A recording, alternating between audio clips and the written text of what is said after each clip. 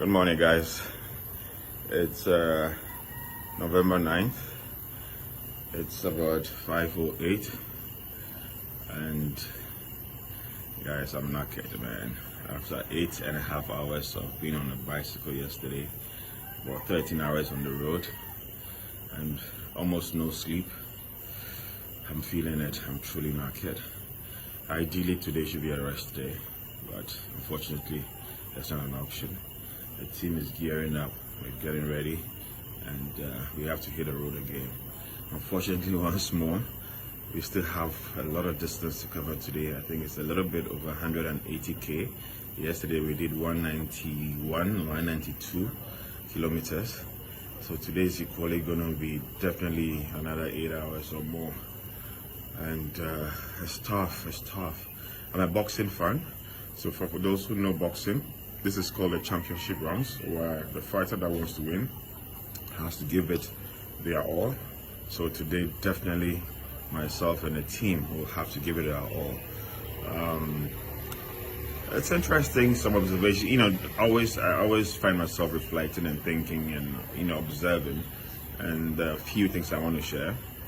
When we left Accra and we were moving up north, anytime people saw us on the road, they were in awe and surprised by, Anita, a lady with us riding and all of that.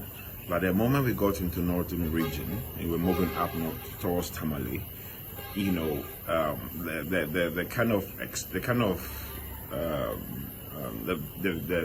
way that people were looking at us and cheering us on was totally different from when we're coming from the south. The primary reason is that as you get closer to Tamale, you see that there are a lot of women actually riding bicycles, and which is something you don't find in the south.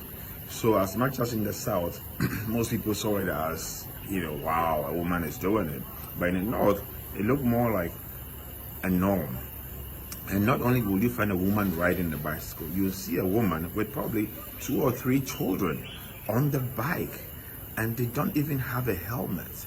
And some of them may even be carrying stuff on their head, a baby behind them, another child behind them, and one in front of them. And it's you're asking yourself, so you see a lot of that on motorbikes and the bicycle.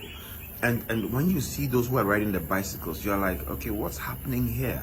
And the more I looked at them, you also realize that all of them are kind of like slender. Yeah, they're not, they're not like, voluminous or on the big side.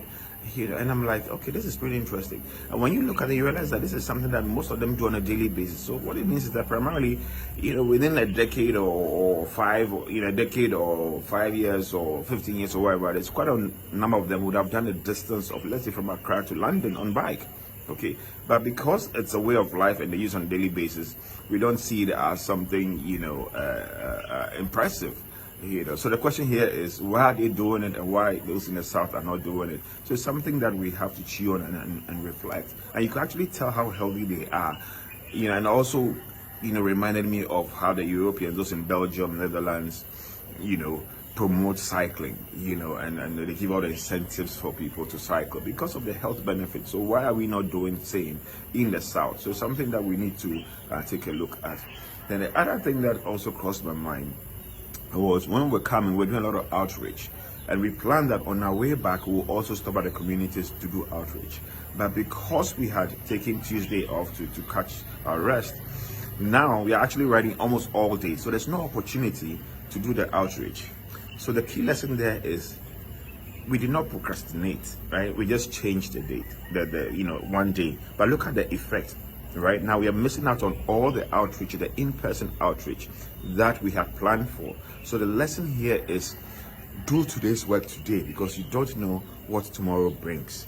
Do today's work today. And that's where a lot of us drop the ball. We always say, oh, tomorrow I'm going to do it, tomorrow I'm going to do it, and tomorrow never comes, and by the time you realize you've not made any progress in life. Okay, so those are some of the observations I want to share. We're gearing up, we're getting ready, and God willing, our next stop is going to be Kumasi, all the way to Kumasi. That's another tough one, and this one is going to be a lot tougher because of the elevations and then the the ups and downs that we're going to go through.